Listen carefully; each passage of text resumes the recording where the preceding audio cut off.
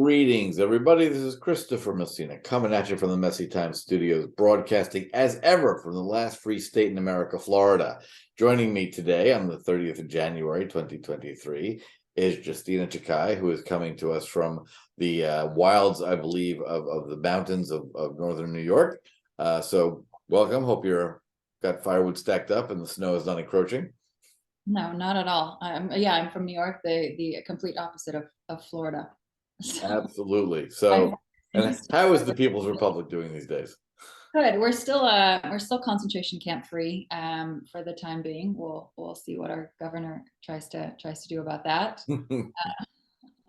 You never know here. So, but so far so good. I'm still able to leave my house. So that's well, how nice of them to let you exercise basic rights of not being in prison. That maybe that I would call it progress if I didn't think it were just an oversight. So what's it like inside the commie fishbowl? It's getting better. I live in a town of 900 people. So it's great to see more bears at times than humans. But that's a good metric. The bear to human metric ratio is a good metric. That's good. The air's fresh, it's very quiet, and everyone's armed. So it's very peaceful here. But yeah, I live in the mountains, so it's a great place to be, considering the madness that happened in the state over the last 2 or 3 years. So do tell madness. We're down here on the beaches where nothing changed. We're unaware of the madness. Oh, okay. So you weren't being sold wristbands to identify your vaccination status in your campaign? Oh no, but I was banned from an event I was asked to speak at in Manhattan, which I thought the Hysteria had passed. This was last summer. Wouldn't let me in because I refused to show the Gestapo at the door a vaccine card. So yeah, that's still happening, huh? It was happening. I haven't lived in the city since 2021, but I kind of moved out when the mandates came in. So I was back in the city in December, and it seems to significantly have normalized. That's good. Yeah, and there was fewer masks. There seemed to be people seem to have gotten over it, which is New York felt like New York again, which I felt was very hopeful. That's huge. It went downhill rapidly. It's amazing how much totalitarian restriction or freedom makes things a bummer. And what was the most surprising was just how many people were okay with it overnight. So I remember I was walking my dog. I lived by Madison Square Park in the Flatiron a few years ago, and I was walking my dog up, went to the park at night, woke up in the morning, and all the signs were in the window, and I could, and it was just like there wasn't even a blip. People were like, oh yeah, of course. And the restaurants were still packed and full, and it's really, really fascinating how people kind of doubled down on their beliefs in spite of all of this, totalitarianism and restrictions that you mentioned. And when we were talking earlier, you had mentioned what term was that? Brainwashing. Oh yes. Well, I'm curious about that because the term brainwashing came up earlier, and I was wondering, does your brain end up cleaner? I wouldn't know. I feel like I haven't been brainwashed, but I actually, I hate that term, and I've been increasingly thinking about it and kind of how as things normalize, and I feel like we can all take a breath of fresh air.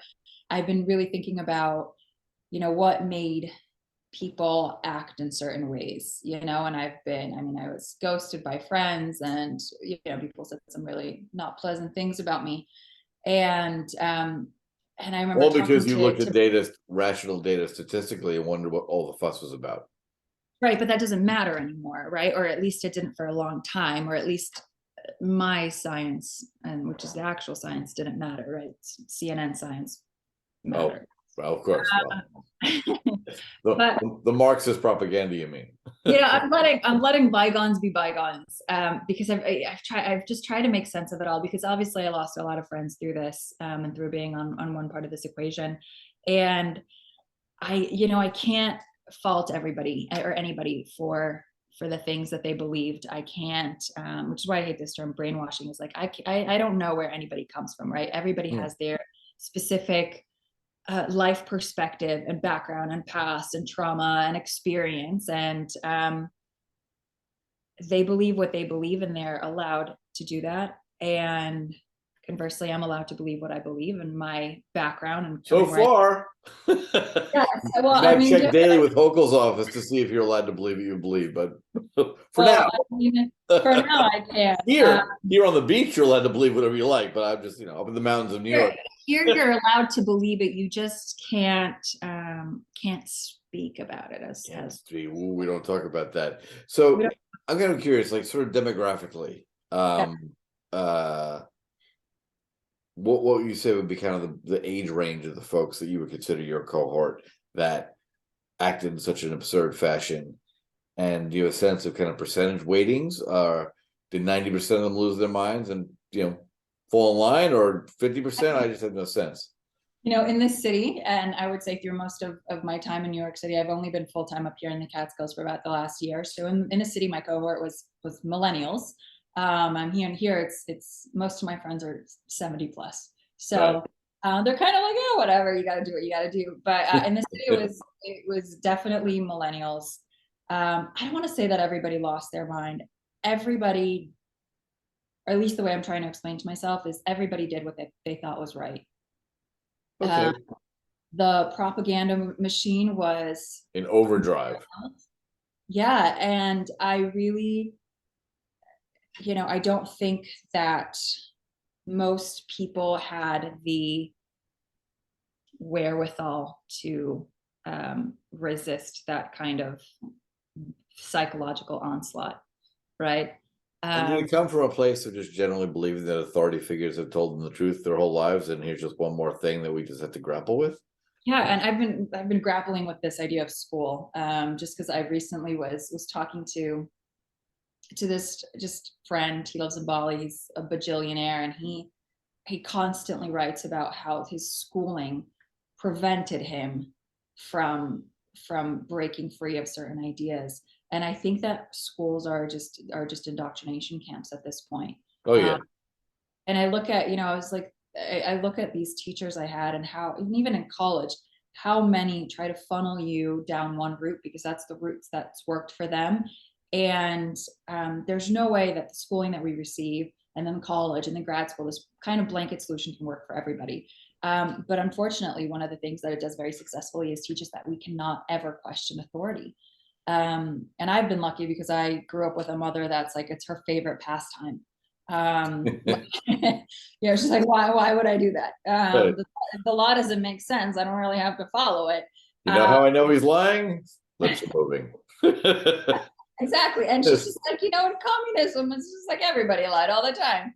And then it just so happens that the apple doesn't fall far from the tree. And now I'm like, yeah, if the law is stupid, why would I listen to it? But yeah, in terms of people in the city, in terms of millennials, I think there's just been this huge indoctrination campaign. And another thing that I think really served the propaganda machine was social media. If it's like a millennials virtue signal, like they're getting paid for it. That's a phenomenal. I just have found the title of this discussion. Thank you for that. That's perfect. I just saw it. I just saw it recently with a friend of mine that posted something about it, and it was the self-righteousness, the virtue signaling, and it was like about the vaccines, and I mean, and even the comments and her posts were fascinating. And somebody told her she at this point she's quadruple vaccinated, and somebody was like, you're not fully vaccinated yet, right? And because she hadn't gotten the bivalent one or whatever, the recent Omicron one. And it's just virtue signaling from everywhere. You don't know what to think, and you're just trying not to be a bad person. So I can't. I mean, you can't blame everyone when people are. Here's a preview of your life. Within 10 years, you will stop trying to be a bad person. Yeah, I mean, right now I think I'm great, and obviously, a lot of people don't agree with me, but that is what it is. But when you're being told like you're going to kill grandma, and the government's telling you, and then your Instagram friends are telling you, and your TikTok people are telling you, and have any of them had experience killing their grandparents by giving them a hug? Was there? I can understand, as you say, February of 2020, with all the insanity, because the media had finally found something they could use to get Orange Man out of office, and this was it, right? I can get people who got panicked maybe in the first few months. Yeah. But as everyone didn't die, did it not start to dawn on them that perhaps this was not the dire emergency it had been laid out to be? I'm most fascinated by the comments you made earlier about that ongoing conviction in the face of evidence. That to me is the most fascinating. Well, yeah, I mean, I think cognitive dissonance has a lot to say about that. But the thing is that for, I don't want to say reasoning individuals, because I think that's an ostracizing term, but how dare you accuse people of rationality? I know, but divisive person. But the thing is, like, the narrative never changed higher up, right? It never changed. I mean, we saw that people weren't dying, and I remember, I mean, I bought into the whole mask thing. I was living in Manhattan in Queens in 2020, and I took March off of work, and then on April I was working again, and I was like, I'm wearing a cloth on my face, like I was. What is this doing for me? What is it? And I was working with clients all the time, even when I wasn't supposed to. I had clients who were like, Justyna, I have one flight out of Kuwait to Kuwait this week. I need you to, I was a real estate agent. Right. I need you to rent my apartment. And I can't do it because I'm going to be in Kuwait.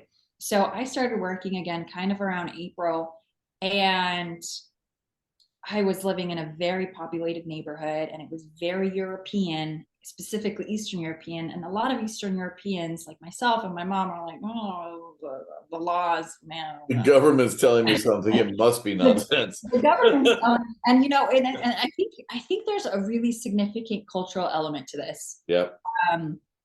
And I mean, I have the cultural aptitude, you know, to understand Eastern European mentality a little bit better. Obviously, I'm from there. And I think that had a lot to play in it. But I was in Astoria, people were doing like the double cheek kiss. Everybody's fine. Nobody's dying. I'm wearing a face diaper that I don't really think is working. Right. And it became quickly apparent to me, and I didn't get sick. And I got COVID last summer in my town of 900 people. Right. And I didn't get it in a city of 8 million. The bears are major vectors. They are. So are the deer. I've heard rumors about the foxes. Nothing confirmed yet, but I'll wait for the data. And so the Democrats are in a bind, because if they truly believe that the deer were spreading it, they're really conflicted because they don't want anyone to own guns. So how do you deal with that? Actually happened on Fire Island back in the 90s, where, you know, liberal ideology and their goofiness and the lack of rationality collided with biological and ecological reality. So deer on Fire Island spread ticks, which spread disease, right? And there are no predators out there. So hunters in the off season, because we don't want to offend the New Yorkers who come out to lie on the beach with things like gunshots, because that's reality. So hunters during the winter season would go, you know, mow down as many Bambis as they possibly could. But when then people found out about that, of course, they started screaming and crying and protesting. And like, I remember looking at some of the government officials who were like holding their heads with the pain of it. Like, what's your idea? First off, the deer are eating all of the dune grass, which is the only thing protecting your multi-million-dollar fucking home from the ocean. Thank you. And so if we don't kill the deer, your house is going to wash into the ocean, and you're going to get Lyme disease. Yeah.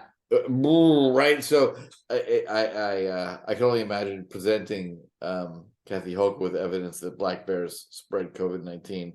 Kathy Hoke, I don't think she looks at evidence, so I don't think you would be too concerned if you would even read it. But she would cease all of that, because it would be a great way to exercise gun control. Anyway, I got off the topic. It's okay. You finally got the illness from either a bear or one of your 75-year-old neighbors. Well, I mean, we'll see. But yeah, it's fascinating. But I forgot what I was talking about before. We're in Queens. All the Eastern Europeans like, this is ridiculous. I'm not wearing a face diaper, and you still were. Yeah, and it was, I mean, it was fascinating to me what was happening. It was like, well, no one around me is not only were people not dropping dead, people weren't sick. and and like That's an inconvenient little factoid there for the Mask Brigade. it was. I mean, I was like everybody else. I was like, oh, I'm gonna just get it and I'll get through it. And it was really fascinating. I remember, I think it was at the White House. There was, I forget who it was, spoke about COVID deaths, and she said, we're counting people that died with COVID as a COVID death. Of course. And I was That's just the like, numbers better. and I was, well, it does. And I was just like, well, wait, I mean, we've had this obesity epidemic here for about 2 decades that everybody seems to ignore, especially now, and COVID continue. was real helpful in fitting that out. Yeah. And then, and so I was like, so, Pardon the double entendre. yeah. And I was like, we're going to have some skewed numbers considering how many people are just in general very sick in this country. Yep. And so I was like, oh, this is kind of not nonsense, because I do believe that people died with this disease and of this virus or whatever. But it's like that information was out there, became very quickly apparent that healthy people, even slightly unhealthy people, were able to live through this. But the higher up narrative never changed, and it was fear, fear, fear, and propaganda. And I mean, now it makes sense, right? Because that allowed for this very concerted and effective vaccine push, and people who are very scared for their lives are more open to suggestion. Yes, they're wide open to suggestion. And even with that, like, you're allowed to do what you want to do, but even now, I mean, the narrative, the comments that I see on social media, there's a man I follow on Twitter, and he was a COVIDian, as they call it, just, sign me up, first one in line for the boosters. And unfortunately he's dying now of heart failure, and he's a really young guy, and he's just like, I've been lied to. And obviously that hasn't happened to everyone. There are adverse events for every medicine out there. It just happens to be quite significant ones for this. And I believe that he's quite ill. And I mean, the comments that you're lying, you're spreading misinformation, this vaccine prevents transmission, you're sick, but you probably saved your children from getting sick. Even the CDC's website says it does nothing to prevent transmission. Right, but that doesn't matter, right? That's what I love is they quoted them. Rochelle Walensky, for 6 days, was someone I respected, but she took over as head of the CDC. 6 days, that's longer than I would have. She told the truth. Well, the problem was she was telling the truth until they brought her into a back room in the White House and beat her with rubber truncheons, right? She came out and looked at all the data and said, well, good news, everybody. Kids should be in school. We overreacted. We panicked. I can't give credit to Ron DeSantis because they're terrified he's going to win in 2024. So, if Ron DeSantis single-handedly stopped a ship from running into a school bus for the children, they would blame him for being anti-maritime, right? So, but for 6 days, she was like, all right, we've all reacted, or based on the best data we had at the time, we felt it was fair to ruin children's lives by telling them they were going to kill their grandparents with a kiss. So we know that's nonsense. We have these marvelous vaccines. Everybody should be in school. No more of this nonsense. Teachers union got a hold of her, and they were probably the first body blows that she took. But within 6 days, she was busy parroting the same old bullshit. And it was very disheartening, because I would hope, and there are plenty of examples of people who did, who, when faced with the chance to turn around and fucking lie, resigned. And she should have resigned, because it was an embarrassment to watch her change her tune in a week. No evidence changed.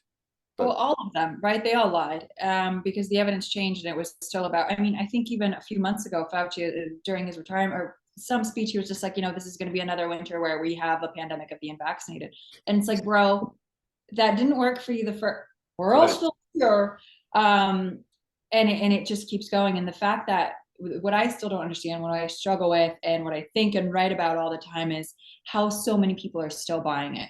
Oh, right? Yeah, I drove through New Orleans on Friday. There's a massive billboard in the city center that says, be sure to get your vaccine and your booster. You're protecting your neighbors. No, you're not. You're not. At the same, you are allowed to do what you want to do with your body. Sure, you want boosters? Power to you, buddy. Enjoy. But at least and I will, I've never once written on any page or in any, rant, which there have been plenty of, that I don't think you should get the vaccine. I don't think I've said it once. Yeah. I've said it Okay. you should do what you want with your body, but I think people should have the facts straight. And facts are a very inconvenient thing if you want to control the population through fear-based propaganda. it is, but at the same time, the government can't stop you from embracing facts, right? That is a personal choice. They're trying really hard. They're trying They're really doing hard. all they can. No, but at one aspect, you got to look at it at this point as willful. It's willful ignorance, right? And there's all this data out there now that's pretty indisputable, and it's just like it's So you're virtue signaling millennials who are virtue signaling like they're getting paid for it. I love that. Yeah, but is it virtue signaling? Have they found a new virtue to signal, or I found a new virtue to signal? Just like, look at the facts. It's, and I also find it fascinating, like, that we are now as a population incapable of meeting in the middle. Oh yeah. And people have doubled down on both ends of the spectrum, and we can't kind of cohese a few different ideas. So this friend I was telling you about, that she wasn't fully vaccinated because she didn't have her 6th shot. She's and almost surely headed for the slaughterhouse. I hope her affairs are I know, but her hashtag said "vaccines save lives." And yeah, some do. But even this one, I'm sure that there are some people, maybe somebody significantly older, who was, could have been very ill from this, had a significantly easier time.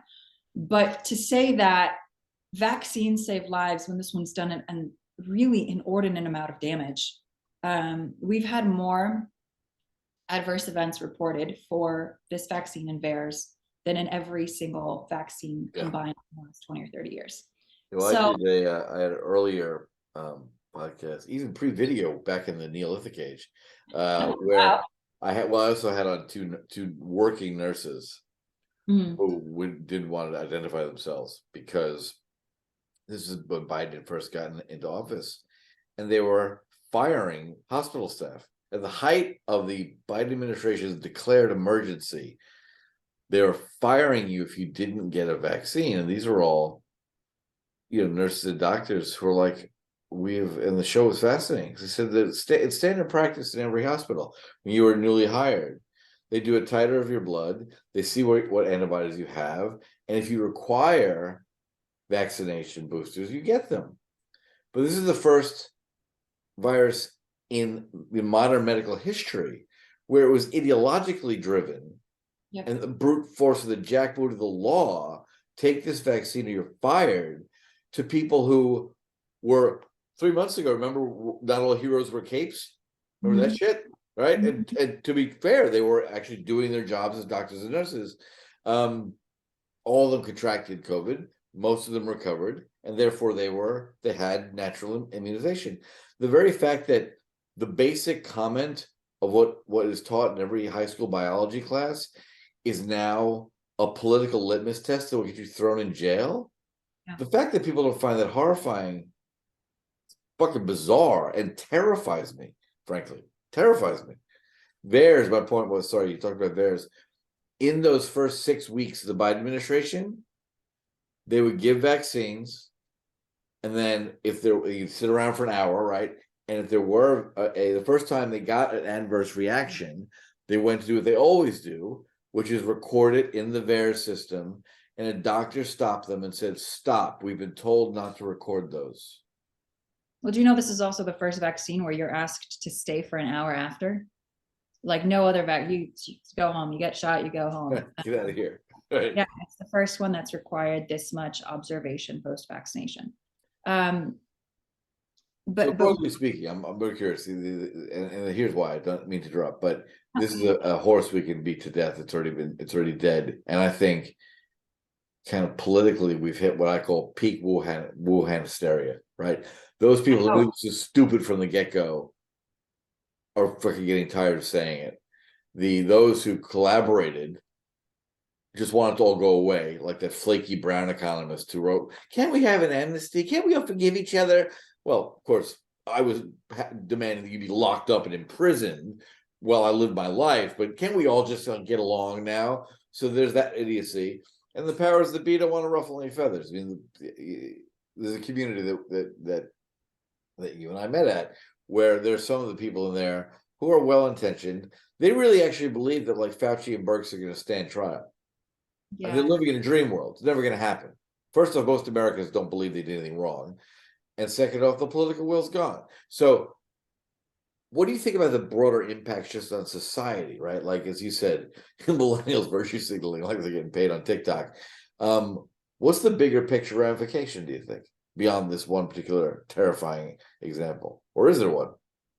I don't think there is, right? Because there's been so many things have come out that suggest not only like poor governance or poor, health policy direction, just, I mean, criminal stuff. Yep. And the American population is like Instagram, and it just doesn't matter. There was a video I saw.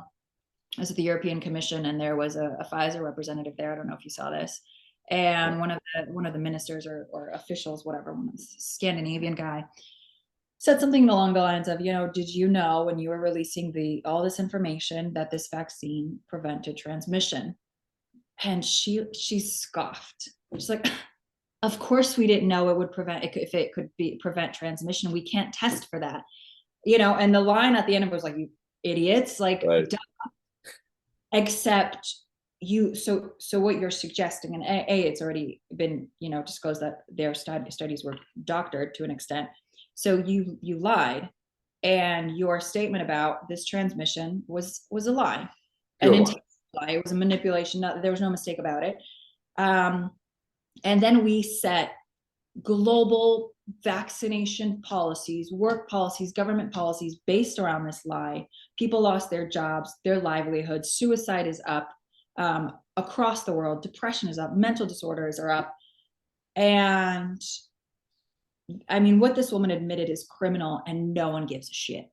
No, I mean, we should be storming these streets. We should be asking why Fauci's net worth increased by 5 million in the last 3 years when everyone's net worth has not.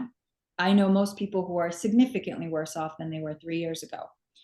And, even in their own admissions, Fauci's and Walensky's, that, oh, actually, it doesn't prevent transmission. Oh, we're wrong again, wrong. People should be livid.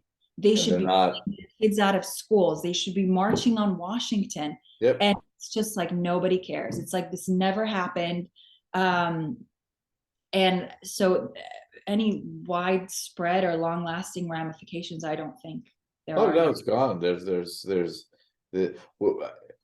absolutely no chance of anyone being held to account, because it is kind of fascinating. And the fact is, I really think that, my contention from February 2020 has been that thousands of PhDs dissertations are going to be written over the next 300 years in epidemiology, history, sociology, and they're like fascinating that an entire people that I still think believes of itself as free, bent over like a sheeple and went, meh, and listen to these idiots. It's incredible. I mean, sitting in Florida has been more of a spectator sport, watching the stupidity happen, right? Yeah. But and no one's angry. And to me, that just tells me that the professional, self-appointed ruling class has won. They've won, and I've been thinking about this so much, because I don't think Americans are. Our government has done something incredible in creating this system of trust. So many people, even after these 3 years, still trust the government. If the government tomorrow was like, you actually need to get 6 more boosters all in one shot, there'd be people, I'm sure, that'd be like, well, of course I do. Let me do that. Well, I follow the science. Responsible citizen, and I've been trying to trace it back, what it could possibly stem to. And I just don't think Americans are used to their government as blatantly lying to them as, for example, people in Eastern Europe. Like lying in Eastern Europe was just like it was a sport. Sport. Right. And And it's because those Russian tanks you see in Prague, they're your friends here to help you. they're fine. It's fine. It's fine. Springtime. It's lovely. But they could be more blatant in their disregard for the truth and for being like blatant liars, because there was no freedom of speech there. If you said something about the government, like, well, wait, this is actually really weird, you died, right? Or you were shot. And it's so much more, I think, prevalent in our culture. And I think politics, poor governance, lack of freedoms is so much more ingrained into our culture. Like, I mean, I left Poland when I was 6, but I still know about our history. I have this consciousness, this, I guess, cultural consciousness, because people talk about it at the dinner table, at Christmas, at Easter. And I just don't think Americans have as much of that feeling of like, wow, your government can really F up your life. I think they're just so far removed from it. And I think that's played into this, like, of course our government's right, but there's like, no, you think our government is the first government to just be batting 1,000? Like, this would be the first government in the history of society to never have lied to its people, right? Like, name a government that never lied to its people. I'll wait. I'm gonna grow old, but I'll wait. Like, there's just never. I'm gonna go with the Duchy of Liechtenstein. Bring me your wealth, I will not tax it. I don't think he's lying. They're so small in Liechtenstein. I'm sure they've gotten away with something. Nobody pays attention to them. Yeah, to pay no attention to all the dying pigeons. We didn't spray anything. Your family's fine. Sit at your outdoor cafe. It's okay. But I remember somebody writing to me. She's like, Justyna, how could you think that the government does not care about our health? And I'm like, but no, she was such a sweet girl. I don't want to. Was she preparing for like open mic night at the Comedy Cellar? Like, what was that? She trying out material on you? No, that was real. And I mean, I can't blame her, because she's a super sweet girl. And I think there's a certain level of hope that's needed in your heart to be like, yeah, I trust my government. They're going to be here to take care of me. But it's I got doubts about my local mayor. The sheriff I trust, but when we go beyond that, I'm just all full of distrust. Yeah, right. But it was fascinating. And I was just like, we are in the developed world, or in high income countries. Do you know where we stand in terms of healthcare? Oh, I don't know, 35th or something ridiculous. We're dead last. Dead last in every way that counts, in administration, healthcare equity, and healthcare outcome, which is pretty much the most important one, because you go to a hospital and you're like, I want to be taken care of. And if they take you out in a bag, that counts as a failure? Is that an F? Right. Yeah. And I mean, we're the worst. And it's like, how long did Flint, Michigan not have clean water for? Like, yeah, but to be fair, Chris. I got nothing. I got absolutely nothing. Yeah, nothing. And it's like, well, I mean, if our healthcare was that great, if our country cared about healthcare, like, it wouldn't be. Our healthcare is phenomenal. If you are an oil sheikh flying in from Saudi Arabia for a $6 million procedure and a donation to a hospital wing, our healthcare is impeccable. Yeah, and if you know a single one, let me know. But for everyone else in the population, our healthcare is miserable. And I mean, if you look at global healthcare policy, right? COVID hit. Obviously, it became very quickly apparent that this was a pandemic of people that were unhealthy, overweight. Right. That was clear, right? You had those comorbidities. And they closed gyms and schools, but liquor stores and McDonald's, there's a line through. Tells you all you need to know. That's all you need to know. Liquor stores are open and the gyms are closed. And the gyms are closed. And it's just been, and if this country cared about health, right, wouldn't we then be now completely changing the way we feed this country? The way, no, nothing's actually changed to enhance longevity and enhance real health. I mean, we still use 4 times more pesticides than anywhere in Europe. Our food is being poisoned. We have disgusting water for a higher tier country. Right. Like, I mean, we've got lots of bagged, pre-processed foods that will never, ever, ever decay lining our supermarket shelves, which has got to be helpful for you. If it says preservative, that must be preserving your health, right? Do I have that right? I have that right. You've got a nail on the head. But it's been a fascinating It's been fascinating to watch. So what's your adaptation to this madness, right?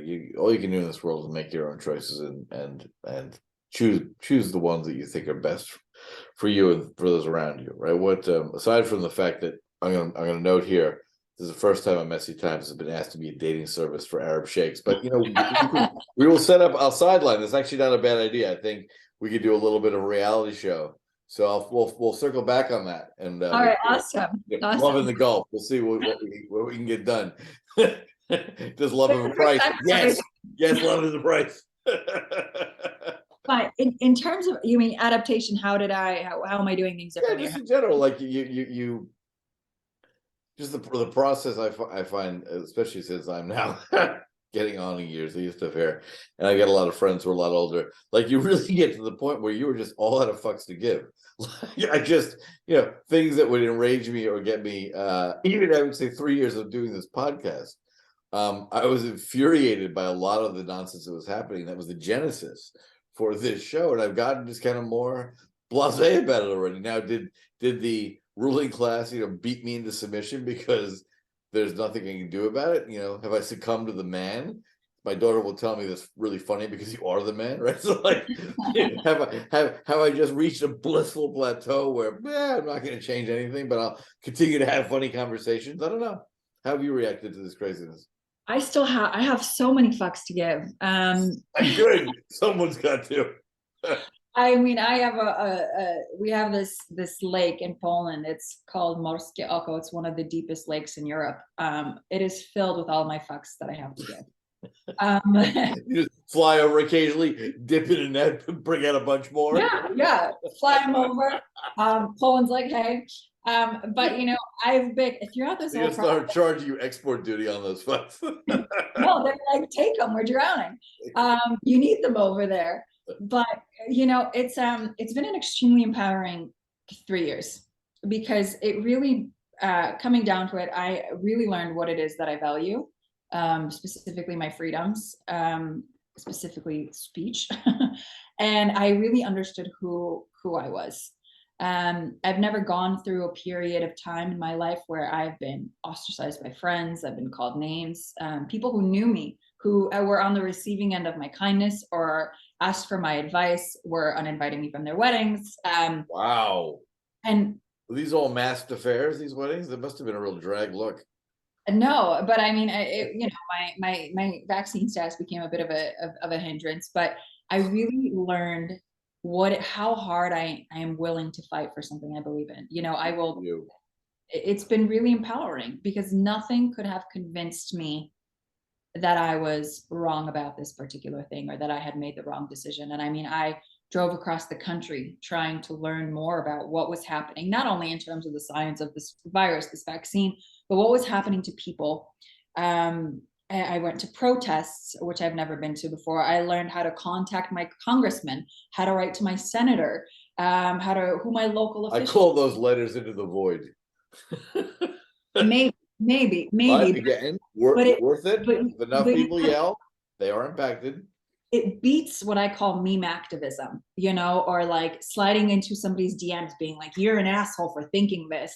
Like, it really, because that is what so many people now consider activism. It's like, I've posted a meme and that's that for today.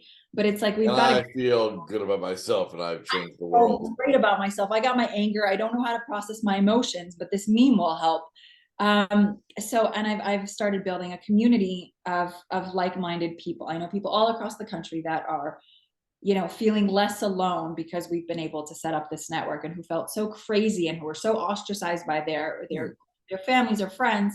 I was really lucky. Most of my close friends, my family, we were very like-minded about this.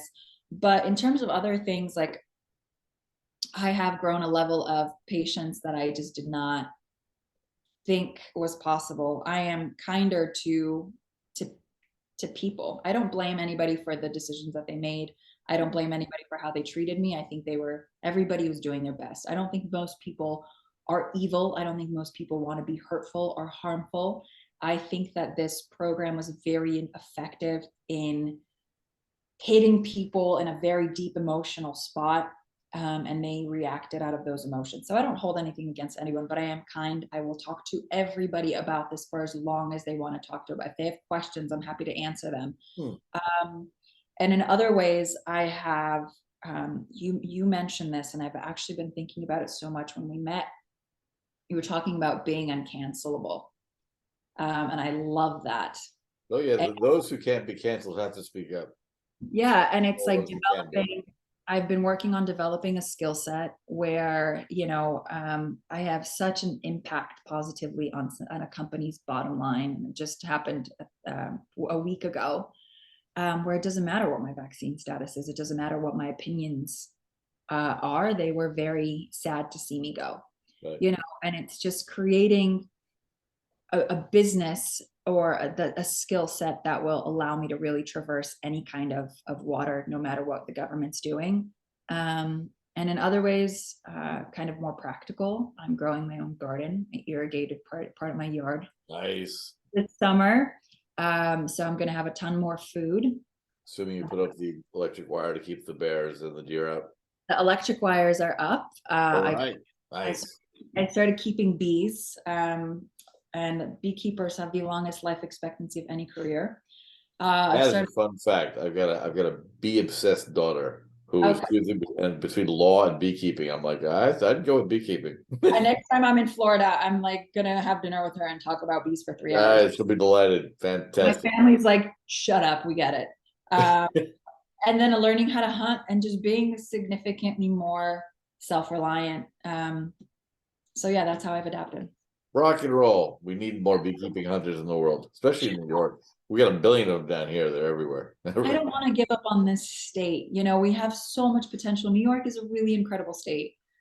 We have so much natural beauty. That's my home state. But both of us, wife and I, we go back generations, and they've, I thank you for your zeal, but like, oh my God, the night they elected this asshole communist. And I love when people complain to me and say, you say that about Bill de Blasio. I said, no, I'm pretty accurate. He honeymooned in Cuba and he loved the Sandinistas. Like the only good thing I'll ever say about Warren Wilhelm Jr., which is his real name, I find this Bill de Blasio shtick fucking bizarre. What is it about leftists that they changed their names? Barry Hussein Soetoro became Barack Obama. Like, I just don't get it. I've had one name, that's it. Anyway. But old Werner Wilhelm Jr., what the hell his name is. At least the only good thing I'll say about him is he didn't lie. He was upfront about being a commie asshole. Like he didn't lie. He lied about the police. He lied about everything. But when it came to who he was, so the night he was elected, I looked at my wife and I'm like, we're done. Like, we pay the highest taxes in the country for this shit, and I'm not being thanked. Oh no. Apparently, I don't yet give enough of my income to his deadbeat constituents. We got to go. And they're fleeing the state. And Kathy Hochul, during the last election, when she's like, if you don't like it here and you're one of those haters and Republicans, hit the road, go to Florida. And they're leaving. And Mayor Adams, at least, has the brain power to realize something like, I got to go look at the statistic. It is literally something like 400 households pay 60% of New York State's taxes every year, right? Yeah, Any one of them leaves, that matters. And the rank right, and those are the people like, I paid a little more. They've got accountants to pay for it. They're not quite sure what they make, right? But the rank below them that works hard, they're fucking fleeing in droves. 500,000 people left New York State. I earned 15% by moving. That's a good hedge fund return. All I had to do was move to a warmer place with no ice. And so their answer to this is to jack up taxes on the few people that remain. I mean, eventually Mike Bloomberg would die, and the people who inherit his money will live somewhere like Texas or Florida, where they're not paying New York State taxes. I think John Paul said, I'm just like thinking around big prominent New Yorkers who decided to stay, have made it for a political reason, right? If they're rational, they leave. So New York could be great again, but they have to change huge policies. Like, they spent $1 billion under Cuomo while Hillary Clinton was a senator from New York. $1 billion in upstate New York to drive economic incentives and development. I think they created 40 jobs. I don't think that's a joke. I think it was after when everyone parsed the numbers, looked at what they spent on. I remember I still had a business in New York at that time, a small business, in terms of number of people. And so we heard that Cuomo was, giving out all this cash for, growing, blah, blah, blah, blah, blah, blah. Well, yeah, but once the politicians got a hold of it, well, we were on Wall Street. They certainly weren't going to give us money. Oh, no. And there were 40 other industries they didn't like. And it came down to like 6 things that they liked: renewable energy and solar panel manufacturing. It was absurdity. So they had $1 billion, got 40 jobs out of it. Madness. Unfortunately, the state does hate business. It is very quickly moving on the way to a nanny state. And I think, it's there. yeah, I think that's intentional, and you're incessantly punished for being a business owner. And it's very disincentivizing, right? To work and to create jobs and to create opportunity, and then you're taxed more and you get even less for your money. That all being said, the lakes are lovely. The lakes are lovely. I caught a bass this big, but the Adirondacks. You know what? I mean, I stay here because I do love where I live, and it's beautiful and it's amazing. And I renovated my house by hand for the last 3 years, but it's like, don't tell the government they'll come tax you on your own labor because you didn't actually hire someone, you did it yourself, and that's a union job. Yeah. Well, I don't know if that's going to happen here because there's not enough people to work, so they kind of ignore us. Although they've been increasingly more Homeland Security cars driving around, so I don't know what's going on. But what happens when all the people that think like we do leave a state? Where does that leave the state? Where at least the state is waking up and voting inappropriate policies and asking everyone to come back and promising we're going to cut taxes to zero.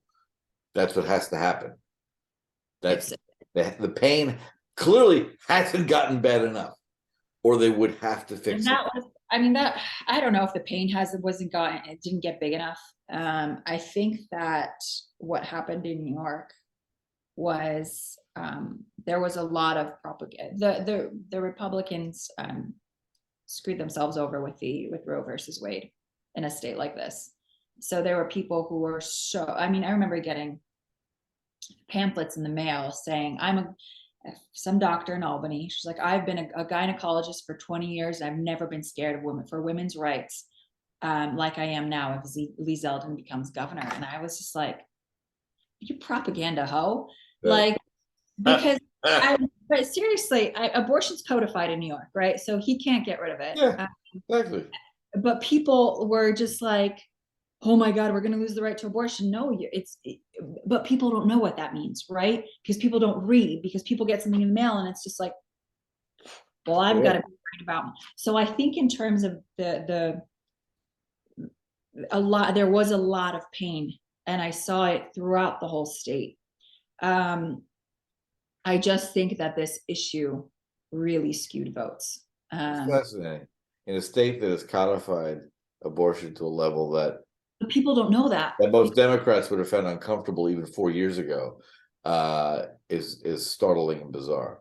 And unless you get citizen engagement, we've had this discussion. I have lots of politicians on the show, none of which have been thoughtful enough to request a billionaire Arab spouse. So I think you're ahead of the game. I saw my opening. So it's good. It's a good one. I no argument there. I mean, I think it's a fair bid, right? But the constant refrain, and this is why I say that, like the self-appointed political ruling class has won. They've done their very best to make it also simultaneously boring as fuck and insanely complex. And so unless you really care about policy and really understand, they've won. I remember running into this couple in Australia. We lived there for a while. And they were even younger than us at the time, so they're probably mid-20s.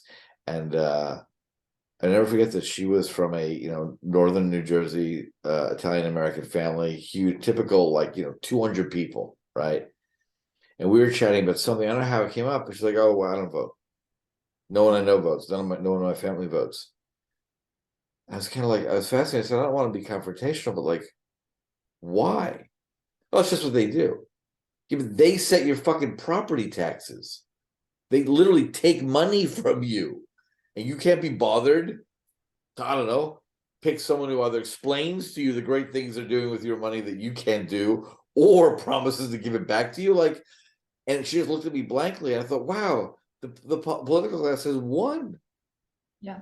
12% of registered voters in New York City for the last 8 elections have bothered to vote for mayor.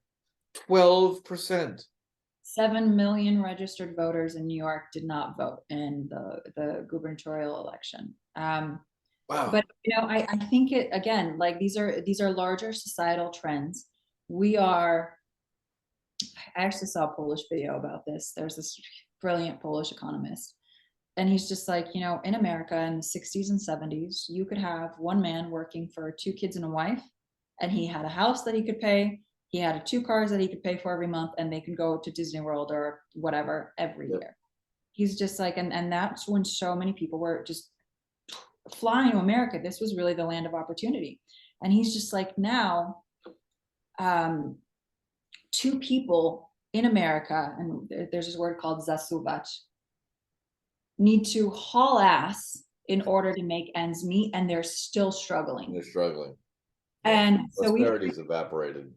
Right. And he's just like, and people in Poland, I was actually talking to a friend in Portugal last weekend, and he's never been in New York. And I was like, well, you have to come. And he's like, no, I want to go somewhere else first. And I was just like, why? And I was like, it's America. And he's like, yeah, but now we view America over here as like a third world country. What are you guys doing over there? Right. Wow. And Chris, he's not the first person that's told me this. Yeah, sure. And I think about it a lot, and what's happening in society, and there's this like disenfranchisement of voters. And I think it's not because people don't want to be active or they're bored. I think it's they just don't have the time to think. And I also think that there are so many distractions right now with the social media. People are overworked, and social media teaches you about all of this stuff you don't have. You don't need it, but you don't know that you don't need it. You just see other people have it. And you're constantly focused on the wrong things, and you don't have the time to even think about the right things. And I think that to some extent that's on purpose. So am I contributing to the societal malaise by showing off my didgeridoo? Where's your didgeridoo? They're amazing. Didgeridoos are amazing. Greatest thing ever. There's this video coming around about this. It's also completely ironic how much information I get from Instagram, as I'm just. That is ironic right there. See, if you're like me, you'll eventually get thrown off all social media platforms. This will no longer be a problem for you. Well, I'll keep talking then, but I mean, at least there's a self-awareness that I'm just like, I know what this is doing. But there's this video going around about the TikTok algorithm in America, and how it's like little dances and cute puppies. And in China, it's like, here's how you succeed. This is a person being successful. This is a person graduating. This is what you need to do to make money. And very different message being given to. That's great. So I think that we're not interested in voting is because we don't have the time to think anymore. It's a burden. Excuse me? It's a burden. It's not very entertaining. It's a lot, and I think that, it's one of the reasons why when all of this other information came out about what's been going on the past 2 years, about the efficacy of the vaccines, or about how people were lying, or about how government lied to us, people doubled down on their opinions and their beliefs, because the amount of thinking that we need to engage in order to change our opinions, change our values, question the norms that we've become accustomed to is hard, and it's painful, and we just don't know how to do it. I think I'm gonna have one final thought. Actually, this is fascinating. It reminds me of where we are now. God, I'm blanking on his name. It was a Chinese author in the early 1900s. So it was the Kuomintang were controlling China before Mao, and sadly didn't die in the Long March. And we're all living with the ramifications of that to this day. But this one dissident who disagreed with the current government, I'm blank, gosh, driving me nuts, but he's a famous author and was working in Japan, writing for Japanese newspapers. and he was approached by some revolutionaries, some of whom eventually became, part of Mao's Communist Party. Others, there's a lot of ferment. They just know they didn't like Chiang Kai-shek, right? So they want to get rid of him. Up for grabs, what was coming next. And they asked him, because he was so well respected and well known, if he would, at least start writing for some of the Chinese papers, at least start, getting his message out. And his response to them was very telling. He said, imagine, if you will, a massive, impenetrable, indestructible iron box in which millions of people are sleeping peacefully, unaware that they are slowly suffocating to death. What you're asking for me to do is to bang as hard as I can on the walls of that iron cage in the hopes I might wake a few of the lighter sleepers to make them aware of their existential horror before they die. Is that what you really want me to do? Sadly, that sums up messy times. You know what? It's one person sometimes is enough. Maybe you. So, final thoughts for our audience, for one of the finest millennial guests we've ever had, if not the only. Wow. Not that we're generationally biased. Millennials just don't talk to us. Oh, okay. You know what? A bunch of them don't talk to me either. So fair enough. So we take in the ostracized, non-representative one. Fair enough. You joke about, like, I think you're joking about, like, well, waking people up from that existential dread, is it worth it? And I think I had somebody recently reach out to me on my Instagram. She hadn't talked to me. We haven't talked since college, just following each other. And I posted something about something Holchel was doing, of course. And she started telling me about what happened to her in the last 2 years, and going to, like, I thought I was doing the right thing. This is what I believed in, and this is how I got hurt. And I don't think I changed her mind about many things, but I listened to what she was saying, and I think it's important to speak our truth, because it allows people to speak their truth and also to feel less alone in what they're going through. And I think there's a lot in being a bigger person. So that's an excellent note to end on. So speak your truth until all the platforms cancel you. Yeah. Start your own platform. Then start your own platform. But until next time, Justyna, thank you so much for taking the time to come on the show. And to all my listeners who are aware of my usual closing rant, please turn off the mainstream media, because they're lying to you, and take time to tune into Messy Times. Thank you, Chris. Learn what Bitcoin is, how it works, and why it matters. Bitcoin 101, your ultimate guide to the fundamentals of blockchain.